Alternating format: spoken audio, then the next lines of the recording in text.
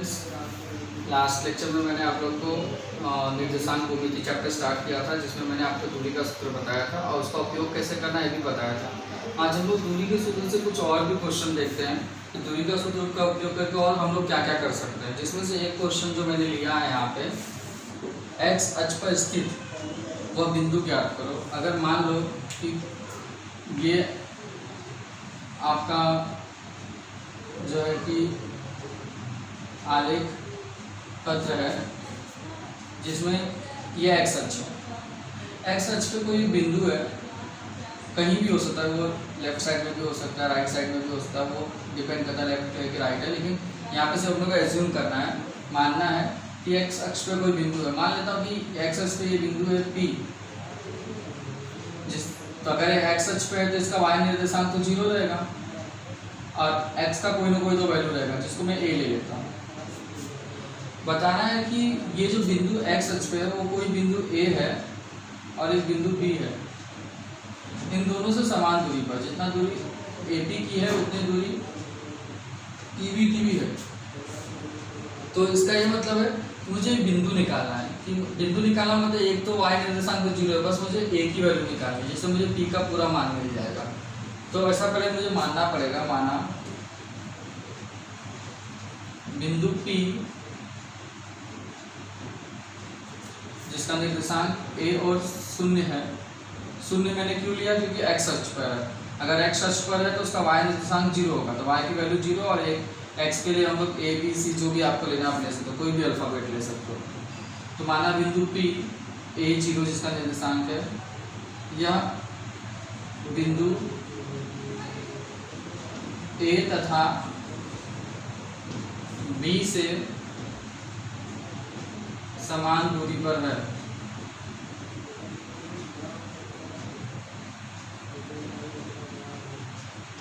अब मुझे, जैसा कि मुझे मालूम है अगर समान दूरी पर है तो ये हो गया मेरा A B और T। तो T हो गया, मतलब A और B लिख लेता हूँ।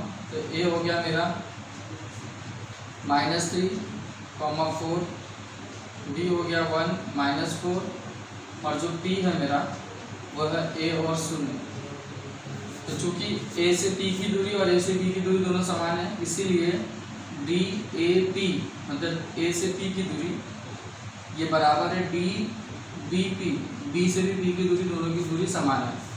तो अब इसमें दूरी का सूत्र लगेगा। तो दूरी का जब सूत्र लगाऊंगा तो डायरेक्ट बराबर x2 minus x1 plus y2 minus y1, इस हिसाब से मुझे लेना पड़ेगा। तो यहाँ पे जो x2 है, ये P वाले को मैं पूरा x2 y2 लेता हूँ, बाकी इन दोनों को मैं इसके लिए x1 y1 और इसमें भी x1 y1 लूँगा। तो हो गया x2 माइनस x1, तो इसको मैं x2 y2 ही ले लेता हूँ, जिससे आप लोग को समझने में थोड़ा सा आसानी होगा। और ये जब भी AP की बारी आएगी तो इसको x1 y1, और जब BP की बारी आएगी तो B को मैं x1 y1 लूँगा। तो यहाँ पे जो फॉर्मूला बनेगा वो कैसे बनेगा देखते हो हम लोग। x2 माइनस x1, तो x2 की value a minus x1, minus x1 मतलब -3 का square plus y2 minus y1, y2 मतलब 0 माइनस y1 की वैल्यू 4। इसी प्रकार से यहाँ पे भी x2 तो मुझे यही लेना पड़ेगा, x2 माइनस x1, इसमें x2 की वैल्यू a माइनस x1 यहाँ पे 1 प्लस y2 मतलब 0 माइनस -4।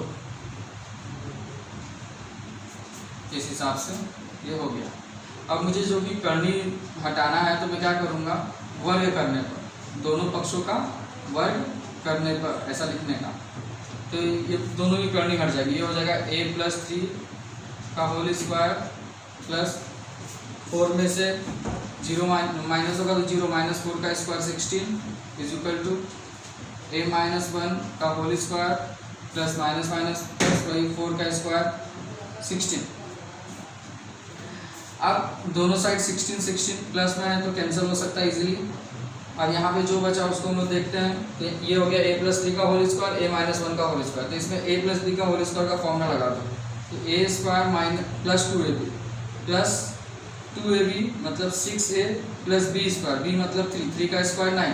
यहाँ पे भी वही a square -2ab -2a plus b square, 1 का स्क्वायर 1 ए स्क्वायर और ए स्क्वायर तो कैंसिल हो गया, यहाँ बचा 6a, ये -2a इधर आएगा तो क्या हो जाएगा +2a इज इक्वल टू 1, ये उधर गया तो क्या हो गया 9 उधर जाके -9 हो जाएगा, ये हो गया 8a इज इक्वल टू -8, ए चूँकि मल्टीप्लाई इधर आके डिवाइड हो जाएगा तो a की वैल्यू हो जाएगी 8/8, मतलब a की वैल्यू हो गई -1, तो a की वैल्यू आ गई, इसीलिए p की वैल्यू, तो p की वैल्यू क्या थी a और 0 थी इज इक्वल टू a की वैल्यू मैंने यहाँ पे -1 लिया, इसलिए p की जो वैल्यू होगी a के प्लेस में -1 और 0, इस हिसाब से आपको p का वैल्यू मिल गया।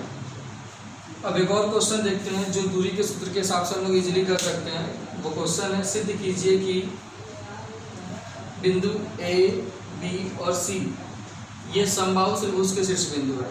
कि कोई समबाहु त्रिभुज मतलब जिसकी तीनों भुजाएं समान हो, तो मतलब कि अगर मैं ए बी निकालता हूँ तो ए बी, बी सी और ए सी तीनों का वैल्यू सेम आना चाहिए, मतलब तीनों की दूरी अगर सेम आती है, जितनी ए बी की दूरी उतनी बी सी की दूरी उतनी ए सी की दूरी, तो इसका मतलब कि वो समबाहु त्रिभुज के शीर्ष बिंदु होंगे।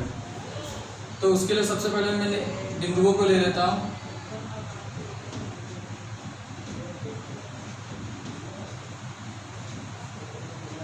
+2 करने में 4, जो a है इसमें a x1 y1, b को x2 y2, c को x3 और y3, इसके हिसाब से ये c में 1 + 2√3 ये पूरा x3 है और 4 जो है y3 है। अब देखते हैं बच्चों, मैं पहला a b निकालता हूँ, तो DAB, तो इसका सूत्र आप लोग को तो मैंने बताया था, आप लोग कैसे बना सकते हो। ए बी, तो इसमें 2 और 1 का रिलेशन होता है, x2 - x1 the whole square plus y2 - y1 the whole square.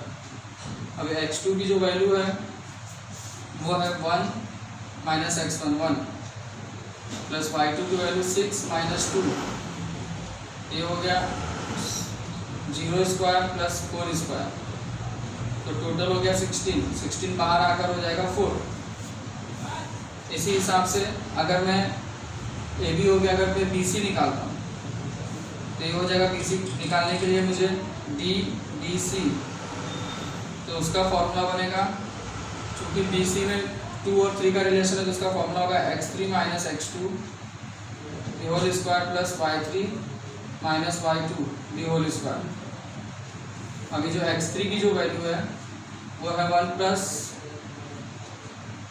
2√3 plus y3 की जो -x2 की जो वैल्यू है 1 है,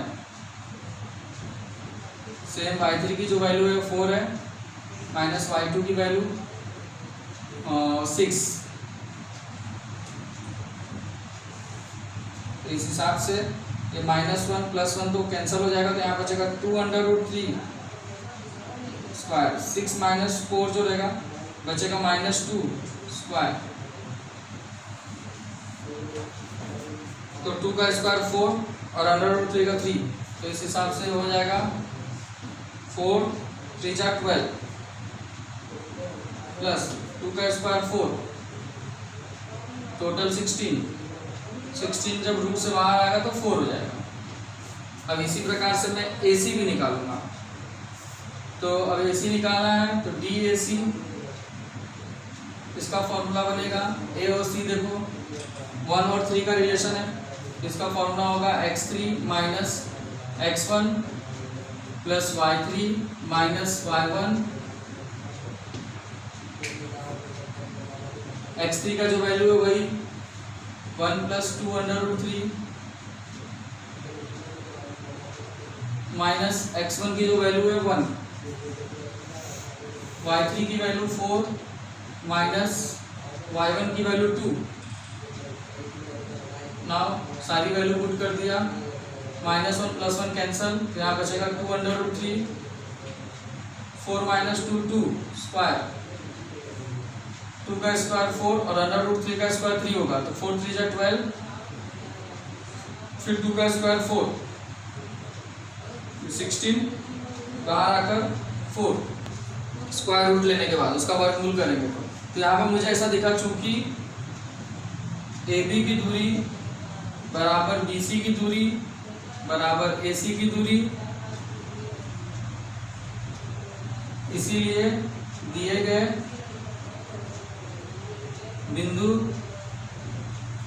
समबाहु त्रिभुज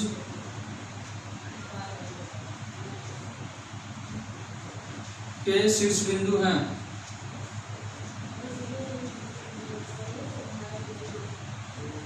इसी हिसाब से अगर आपको समकोण त्रिभुज का भी बोलता है या समचतुर्भुज का बोलता है, समांतर चतुर्भुज का बोलता है, तो आपको सबसे पहले जितने भी उसके भुजाएं हैं सबकी दूरी निकालनी है, और उसके हिसाब से अगर समकोण त्रिभुज है तो आपको देखना है कि जो सबसे बड़ी भुजा होगी उसका वर्ग बाकी अन्य दोनों भुजाओं के वर्गों के योगफल के बराबर होगा, तो समकोण त्रिभुज सिद्ध हो जाएगा। समचतुर्भुज है तो देखो चारों भुजाओं की दूरी जो आनी चाहिए समान आनी चाहिए। समांतर चतुर्भुज रहेगा तो सम्मुख भुजाओं की दूरी समान होनी चाहिए, लेकिन सब में आपको दूरी का सूत्र ही लगाना है। तो इस प्रकार से अगर आप देखेंगे तो आप सारे क्वेश्चन को इजीली सॉल्व कर सकते हैं। Thank you.